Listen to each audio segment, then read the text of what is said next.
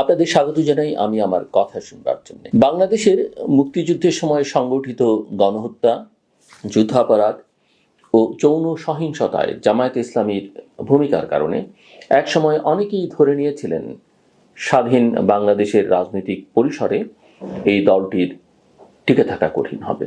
ইতিহাসের নৈতিক বিচারে তারা প্রান্তিক হবে, সময়ের সঙ্গে সঙ্গে গুরুত্ব হারাবে।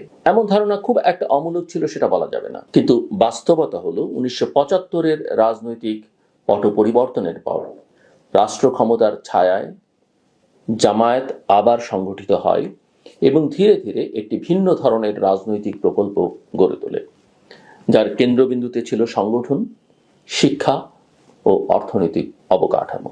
জামায়াত ইসলামীর এই পুনর্গঠনের সবচেয়ে কার্যকর হাতিয়ার ছিল ছাত্র রাজনীতি।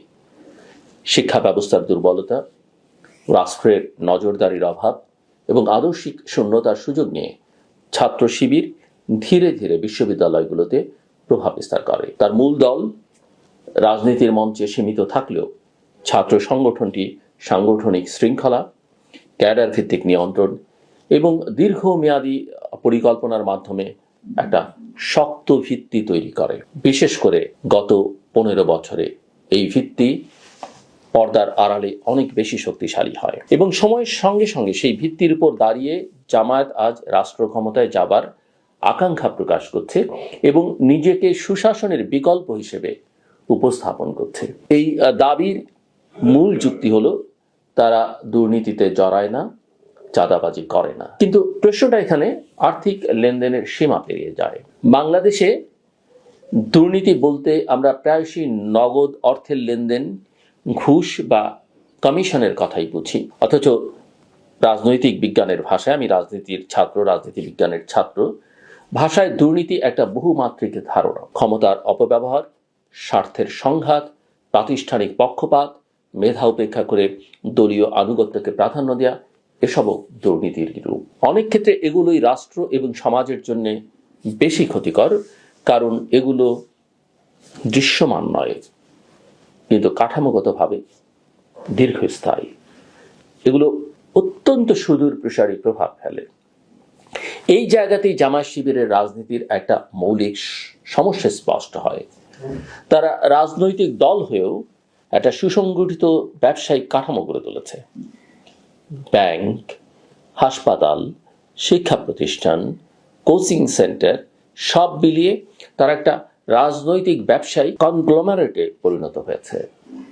আওয়ামী লীগ বা বিএনপির, বাংলাদেশ জাতীয়তাবাদী দল বিএনপির বহু নেতার ব্যক্তিগত ব্যবসা থাকতে পারে, কিন্তু দল হিসেবে তারা সরাসরি ব্যবসা পরিচালনা করে না। জামায়াত শিবির এই জায়গায় একেবারেই ব্যতিক্রম এবং এখানেই সবচেয়ে বড় স্বার্থের সংঘাত তৈরি হয়। যে রাজনৈতিক সংগঠন রাষ্ট্র ক্ষমতায় গিয়ে নিজের মালিকানাধীন শিক্ষা ও স্বাস্থ্য খাতকে নিয়ন্ত্রণ করবে, তার নীতি নির্ধারণ স্বাভাবিকভাবেই নিরপেক্ষ থাকবে না। যেখানে নীতি তৈরি হবে ব্যবসার সুবিধা রক্ষা করবার জন্য, কোনো অবস্থাতেই জনস্বার্থের জন্য নয়। তারা মুখে যাই বলুন না কেন, এটি আর ব্যক্তিগত দুর্নীতির প্রশ্ন নয়, এটি কাঠামোগত দুর্নীতি, যেখানে পুরো শাসন ব্যবস্থার ভেতরেই অনৈতিকতার প্রণোদনা ঢুকে পড়ে।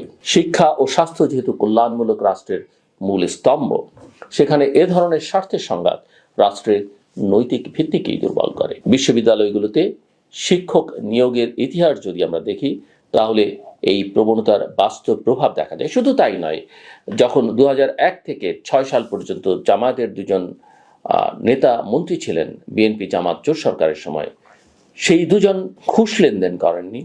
যেমন একজন ধরেন সমাজ কল্যাণ মন্ত্রণালয়ের দায়িত্বে ছিলেন, তিনি সারা দেশের জামায়াতের সমর্থিত এনজিও করতে বা জামায়াতের নেতাকর্মীদের নেতৃত্বে এনজিওগুলোকে সুযোগ সুবিধা দিয়েছেন, শক্তিশালী করবার কাজে ভূমিকা রেখেছেন। যেটি আমি বলছিলাম যে বিশ্ববিদ্যালয় নিয়োগের ইতিহাস দেখলে এই প্রবণতার একটা বাস্তব প্রভাব দেখা যায়। আমি পুরনো উদাহরণ একটা দিলাম আপনাদের। দলীয় আনুগত্যের ভিত্তিতে মেধাকে উপেক্ষা করবার যে সংস্কৃতি প্রাতিষ্ঠানিক রূপ পেয়েছে, তার সূচনা হয়েছিল সেই সময়ই যখন জামায়াত শিবির রাষ্ট্র ক্ষমতার অংশ ছিল। আমি 2001 থেকে 6-এর কথা বলছি।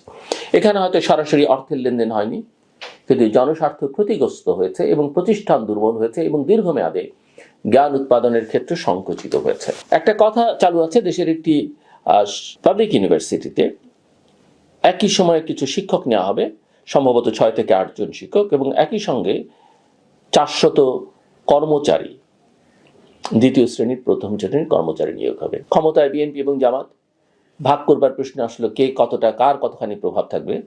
বিএনপি নজর দিল 400-র দিকে, সংখ্যায় বেশি, আর জামাত বেছে নিল শিক্ষকদের, অর্থাৎ ওই 6 থেকে 8। অন্য দলগুলির সঙ্গে জামাতের পার্থক্যটা এখানেই। রাজনৈতিক নৈতিকতার বিচারে এটা অবশ্যই দুর্নীতি, জামাত যেটা করেছে এবং করছে। এবং আরও একটি গুরুত্বপূর্ণ পার্থক্য এখানে লক্ষণীয়, আওয়ামী লীগ ও বিএনপির দুর্নীতি সাধারণত ক্ষমতার পালাবদলের সঙ্গে ওঠানামা করে। ক্ষমতায় না থাকলে তাদের দুর্নীতির সুযোগ সীমিত হয়ে পড়ে। কিন্তু জামায়াত শিবিরের ক্ষেত্রে বিষয়টি ভিন্ন। তারা ক্ষমতায় থাকুক বা না থাকুক, সংগঠনগত ও অর্থনৈতিক নেটওয়ার্কের মাধ্যমে তাদের প্রভাব বজায় রাখে। ক্ষমতাসীন দলের দুর্বলতাকে কাজে লাগিয়ে তারা ভেতরে ভেতরে নিজেদের অবস্থান শক্ত করে। এই প্রক্রিয়ায় কখনো তারা অর্থ দেয়, কখনো সংগঠনের শক্তি ব্যবহার করে। অর্থ তারা নেয় না বলেই কি এই প্রক্রিয়া দুর্নীতিমুক্ত হয়ে যায়? বরং এতে তারা দুর্নীতির সক্রিয় অংশীদার হয়ে ওঠে। আরো উদ্বেগজনক বিষয় হচ্ছে, জামায়াত শিবিরের দুর্নীতি অত্যন্ত সংকীর্ণ গোষ্ঠীকেন্দ্রিক। আওয়ামী লীগ ও বিএনপির ভেতরে নানা স্তরে প্রতিযোগিতা, অন্তর্দ্বন্দ্ব ও স্বার্থের সংঘাত থাকে, যা কখনো কখনো অনিয়মকে নিয়ন্ত্রণেও রাখে। কিন্তু জামায়াত শিবিরের সংগঠনগত কাঠামোতে ভিন্ন মত বা প্রতিযোগিতার জায়গা খুব একটা নেই। আছে কঠোর শৃঙ্খলা ও আদর্শিক ঐক্য। ফলে সুযোগ পেলে ক্ষমতার অপব্যবহার আরো নিরঙ্কুশ হওয়ার ঝুঁকি থাকে। অনেকে মনে করেন জামায়াত শিবির সরাসরি চাঁদাবাজি করে না, কিন্তু ইতিহাস বলছে সময় ও প্রেক্ষাপট অনুযায়ী তারাও সেই পথ নিয়েছে। সংগঠন যত ধনী হয়েছে, তত ছোটখাটো চাঁদার প্রয়োজন কমেছে। অর্থনৈতিক ভাষায় বলতে গেলে ছোট চাঁদা এখন তাদের কাছে অপ্রয়োজনীয় হয়ে গেছে, কারণ তারা বড় সম্পদ ও প্রতিষ্ঠান নিয়ন্ত্রণে সক্ষম হয়েছে। এতে তাদের চরিত্র বদলায়নি, বদলেছে শুধু পদ্ধতি। এই প্রেক্ষাপটে প্রশ্নটা শুধু জামায়াত শিবিরের নয়, প্রশ্নটা রাষ্ট্রের ভবিষ্যৎ নিয়ে। এমন একটা রাজনৈতিক ব্যবসায়িক সংগঠন যদি রাষ্ট্র পরিচালনার দায়িত্ব নেয়, তাহলে শিক্ষা, স্বাস্থ্য ও প্রশাসন কি জনকল্যাণের জায়গা থাকবে, নাকি দলীয় ব্যবসার সম্প্রসারণের হাতিয়ার হয়ে উঠবে? বিশ্ব রাজনীতির ইতিহাসে এমন উদাহরণ খুব বেশি নেই, আর যেখানে আছে সেগুলো গণতন্ত্র ও মানবাধিকারের জন্য সুখকর হয়নি। রাষ্ট্রের কাজ হলো নাগরিকদের জান, মাল ও মর্যাদা রক্ষা করা। রাষ্ট্র মানুষের জন্য, মানুষ রাষ্ট্রের জন্য নয়।